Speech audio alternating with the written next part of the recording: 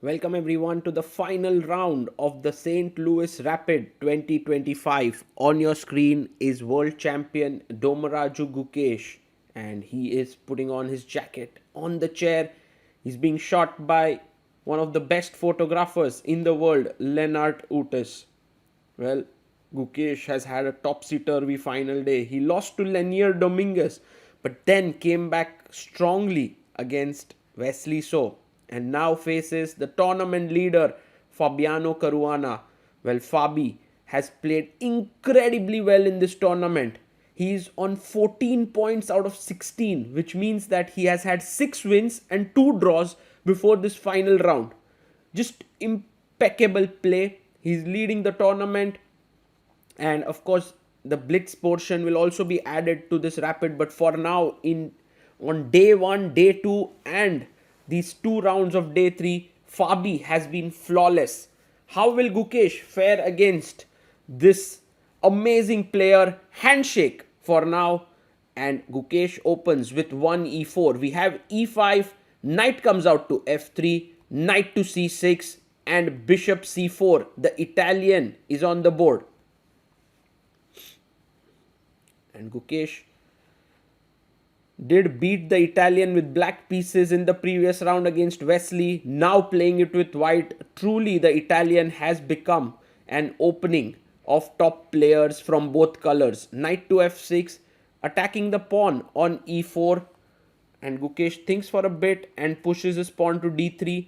d6 by Caruana. And quickly castled here.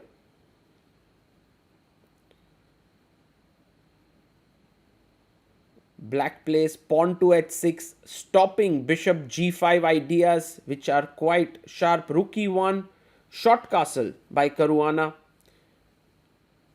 And now pawn to h3 played, stopping all ideas of knight g4 and bishop g4 in this position. a5, making a luft for the bishop, also preventing the pawn to come to b4. Knight bd2, pawn a4, gaining space on the queen side. And now bishop b5, attacking here, and more importantly the pawn on a4. We have bishop d7. Now you can't take here because of takes, and very strong move knight b4, attacking this pawn. So Gukesh goes knight f1. He doesn't care about this pawn for the time being. And Caruana goes knight e7. Now trading the bishops. Knight takes d7. This is all amazing preparation by Fabi. Look at his time. He's at 26 minutes. Gukesh strikes in the center with d4. Bishop goes back to b6. Knight comes to g3. White's position does look quite nice. And here Fabi is still in his prep. Goes f5. Fantastic move here. And Gukesh now must take on f5. The position is equal. Caruana's prep is great, but he goes queen d3, allowing f4. And now Gukesh is in trouble because this structure that black has is taking away a lot of space from the white pieces. The knight doesn't have good squares. The bishop is a bit blocked here. And you can see Fabi feeling that confidence, getting up from his chair. Also, the tournament is just moving in his favor here. So it's not even that he would feel surprised that he's gotten such a good position out of just the opening in this game. Knight 1 h2, the knight goes to g6. Well, instead of going just with brute force with g5, g4 ideas, Fabi tries to be a little bit more subtle.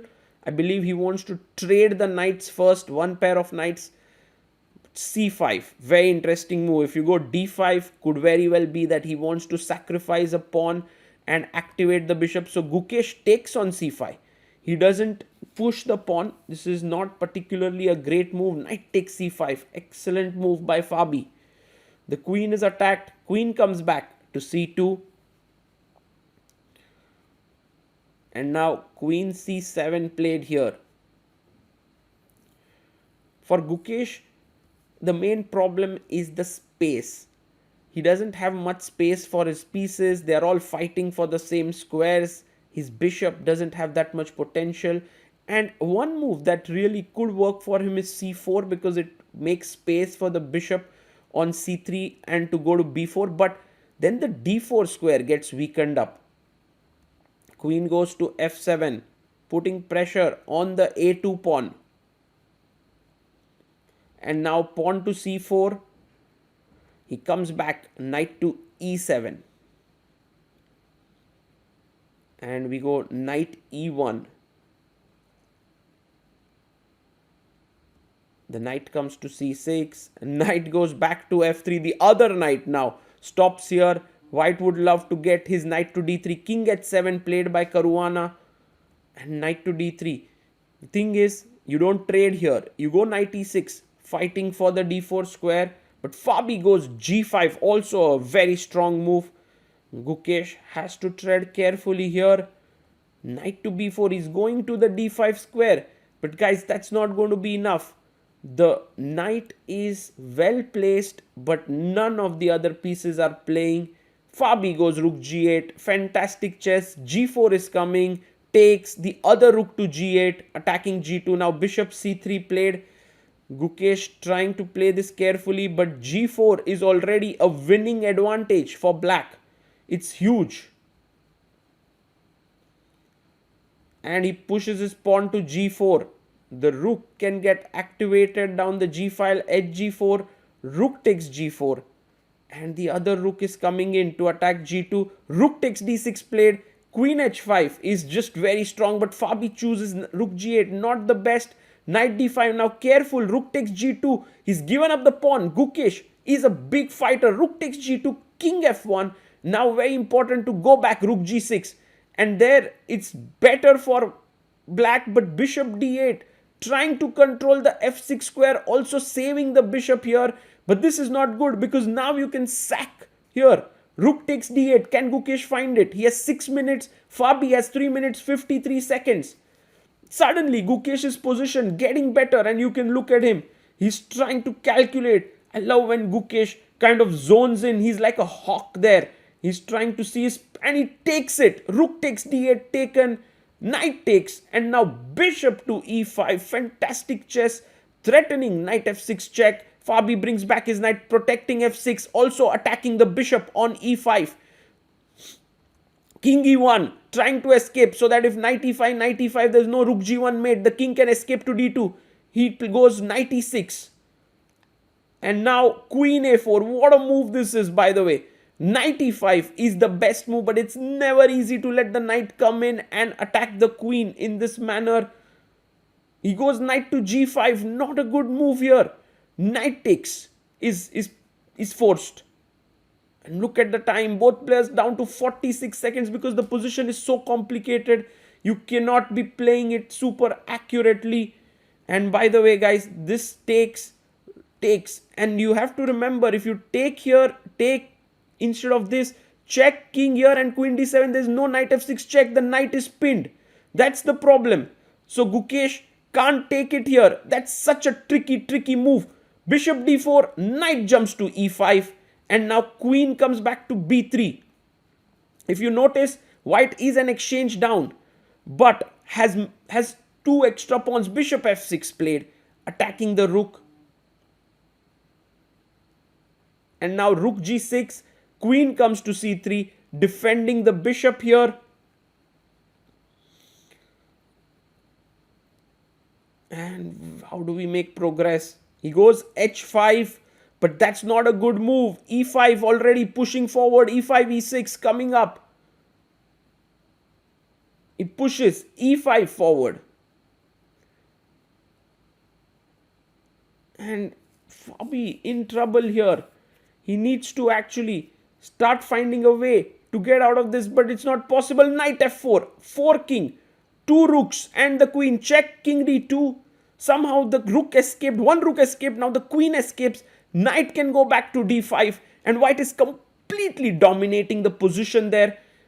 But is it easy for Gukesh to find the move knight d5 with just 41 seconds? He goes queen d3. He's offering a trade of queens, which maybe is practically a very good option. Rook g4 played, attacking the knight. On g4, he goes king e4. Wow, what a game this is turning out to be. From clearly lost position, Gukesh has fought back. Reminds us of the Magnus Carlsen game in Norway chess. Gukesh, truly one of the best fighters. No matter how much his position is lost, he's always fighting. Amazing move now, f3, because if the rook moves away, h4 pawn is hanging. And so Caruana, with just 20 seconds on the clock, needs to find a way to continue this. But what does he do? Where does he go? Whew, man, this is getting very, very stressful. Knight d4 is an option. He plays it because if king d4, he wants to take rook takes f4. The best move is rook h2 here, and Gukesh finds it. Rook check, king takes, check, and now king d5. He's winning here. King g6 played. Take here with the bishop would be correct. Yes, he takes that. That's the best move. And now a check. Go to e6. That's the strongest one. But Gukesh goes in the other direction. Not the best because rook d4 attacking the bishop and the c4 pawn. Easy to miss such a move. Caruana thinking here, will he be able to find it? And that would give him some chances back in the game. Although after bishop e7, rook c4, king b6, white is still for choice. No, king f5, he misses it. He doesn't find this move. And for Gukesh, just this entire thing with just 20 seconds on hand is very stressful. Bishop f6, he protects the pawn now. If rook d4, he can even go b3, saving everything. Caruana takes the pawn. Rook takes f3, but you have a bishop and 3 pawns for a rook. That's a lot of material. Rook takes f3. How do we continue here? Gukesh goes rook h7, attacking the pawn on b7, the best move there. Fabi goes rook a1. It's time to trade. Rook takes b7, takes here, and b4. Look at these 2 pawns. They are monsters. They are worth at least a rook. Rook c2, but Fabi now trying to attack the c pawn. Rook c7 played. Gukesh's only issue is his time. He has only 15 seconds. King b5 played. Now the c4 pawn is protected, but Fabi changes his attention to the b4 pawn. c4, b4, he keeps attacking here. Gukesh goes back with his king. It's easy to botch up such positions. But Gukesh is focused. Fabi knows that he's losing here, but he has to keep fighting. Check on a2, king goes to b5 and comes back. Now kind of forcing Gukesh's hand to defend the pawn and losing the key e5 pawn. Well, in a way, it's okay because the 2 pawns are good enough to win the game. Bishop f8 played by Gukesh. And what you have to notice is Gukesh's body language. He's like, okay, guys, I'm winning here. I need to be careful. Rook d7, cutting the king off. There's no way I can botch this up. And I think it's this killer instinct that Gukesh has which makes him such a fierce competitor. Rook f1, attacking the bishop here. bg7, he's now attacking the rook. Rook comes up to b3. c5 played, pushing the pawn. And if you go now rook to b1, there's a check here and you save this pawn. So some progress here for Gukesh. The pawns are moving. With every step that the pawn takes, it gets intense. Rook d6, because c6, you don't want to be losing both the pawns. Rook bishop versus rook is a theoretical draw. So keep it simple. Don't lose your 2 pawns for 1 rook. c6 played, rook g4, rook g3. He comes back, bishop b2, attacking the bishop. Rook c2 played. And now a very good idea is to go bd4, bishop c5. Yes, rook comes back now. And bishop b6. Gukesh has managed to coordinate his pieces beautifully. Rook b8. Don't go c7 just yet. Rook takes c7. The bishop is pinned. So king a6 played. Check. He comes back, king b5. You know, this couple of moves might seem like Gukesh has not made progress, but then he got 20 seconds there, right? And though that time is super crucial. Rook at 6, Gukesh at 26 seconds, Caruana at 45. King goes to e5. Once again, a little bit tough to make progress here, but rook at 7. Gukesh knows that he needs patience. There's no need to hurry. Rook b7 played. If you take it, there's no way to stop the pawn from queening. So rook c8, bishop c5, now blocking the rook there. rook a8 and don't rush again. King goes back, so check, pushing the king away. Goes king d5, maybe another check. Now the king is cut on the d file.